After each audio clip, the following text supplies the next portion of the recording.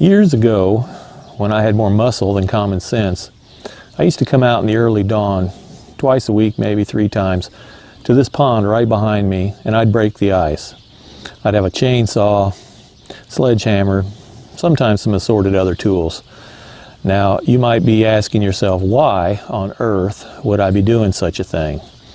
Well, years ago, when I bought this property, the owner took me aside and he said, "Mister, there's one thing you need to know. When that pond freezes over, you better break that ice up or you'll surely lose your fish."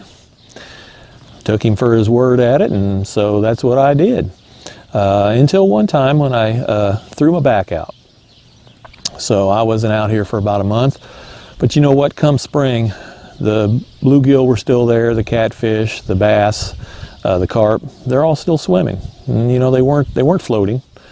And then I thought to myself, what must the people that drove by this property have thought when they saw me out here at the break of dawn?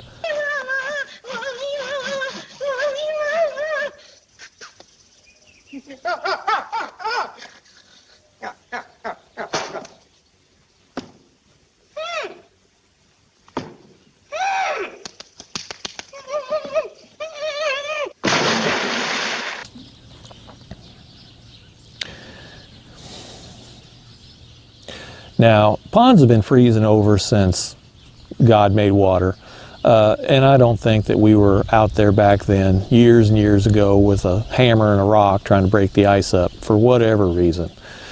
But my fish are still alive, and I know that because I can hook them and eat them anytime I want.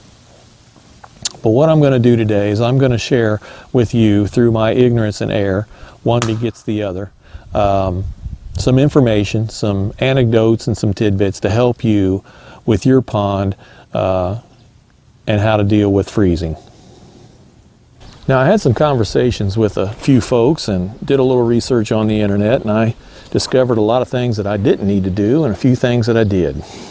Now, here are a few facts and some information.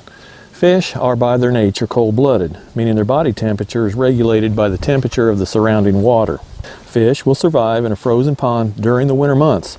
They regulate their metabolism, which results in a decrease in the amount of food they eat and the oxygen they breathe.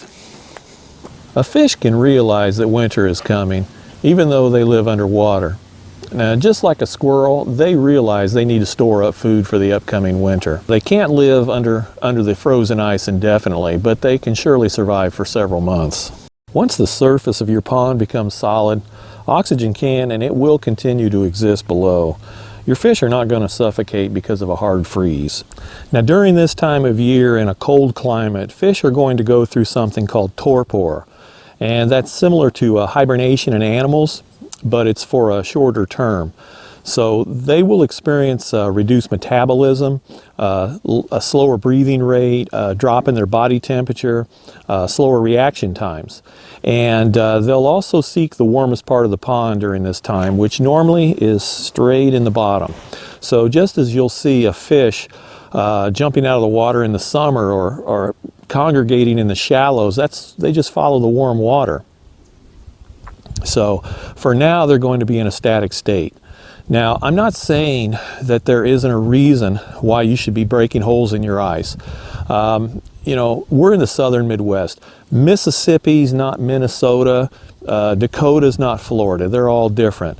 And I'm just speaking from experience, but if you're knocking a hole in the ice to allow oxygen in, you're probably letting in more dirt than anything, and that's a waste of time, or it's just exercise. If you've got a pond that is heavy in sediment and you've been fighting algae during the summer, well, it's possible during this time of year it's still producing toxic gases like nitrogen or ammonia that can be trapped under the ice, and that's bad for fish. So in that case, if you realize you've got a problem, you could benefit them.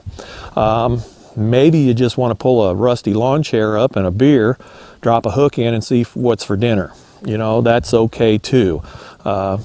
But this video is not an exhaustive coverage of the topic. This is just based on my personal experiences, so I'm hoping it helps you. We've also got a written transcript which you can find on AmericanOutdoors.net that accompanies this video. You can also see us on Facebook and Twitter.